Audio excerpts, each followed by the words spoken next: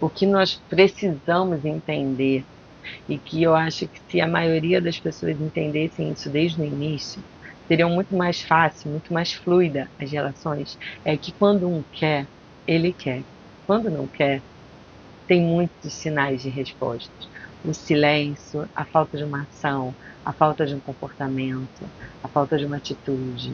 Então, assim, quando a gente para ouvir o outro, percebe o que o outro está nos dizendo, e, por exemplo, se aquilo que a gente queria muito que o outro fizesse pela gente, ele faz por outra pessoa e não está fazendo por você, você pode ter certeza que ele não quer. Realmente ele não quer. Se ele quisesse, ele faria. E não é aquele papo clichê de que quem quer vai lá e faz. Não, não é sobre isso. É sobre a gente perceber o quanto que a gente tem prioridade na vida de uma pessoa e o quanto que essa pessoa nos prioriza. Muitas das vezes a gente acaba priorizando alguém muito importante na nossa vida. E esse retorno não é de igual. Não é de 50%, 50%. Muitas das vezes a gente dá os 80, 90. E na espera ali de uns 5% retornar para a gente. E não retorna. Ou se retornar, retorna de uma outra forma, como não esperado pela gente. E o que, que a gente pode fazer com isso? Porque é expectativa e realidade. O quanto que a gente deposita no outro todos os nossos sonhos, todas as nossas conquistas, todos os nossos desejos, e não externaliza de alguma forma.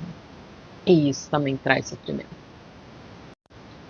Vamos pensar um pouco como é libertador quando cai uma venda dos nossos olhos, quando a gente acha que também o outro lado da moeda, né, da expectativa e da realidade, quando a gente vê uma pessoa, a gente pode escutar aquela pessoa, mesmo que seja com a nossa percepção, mas que a gente realmente veja os defeitos, as qualidades, e a gente coloca na balança se é aquilo mesmo que a gente quer ou não.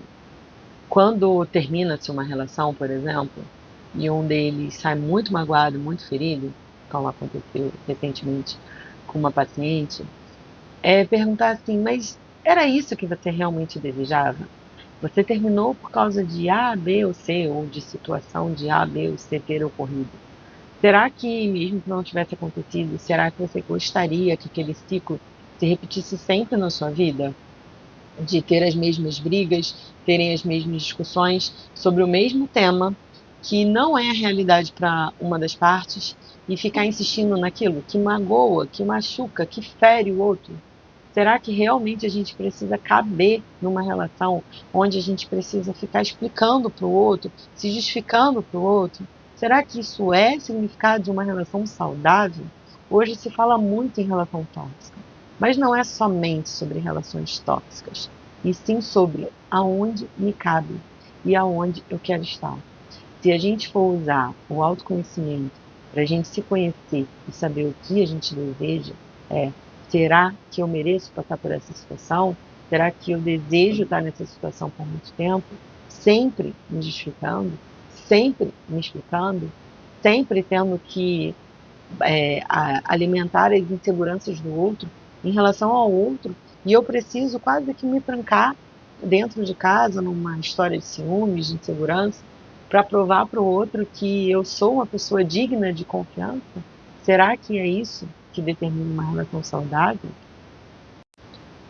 E por fim, entender que quando um não quer, dois não brigam.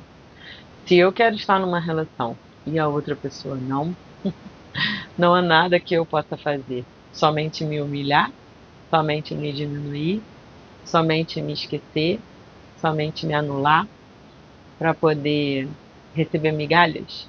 Será que é isso que nós merecemos?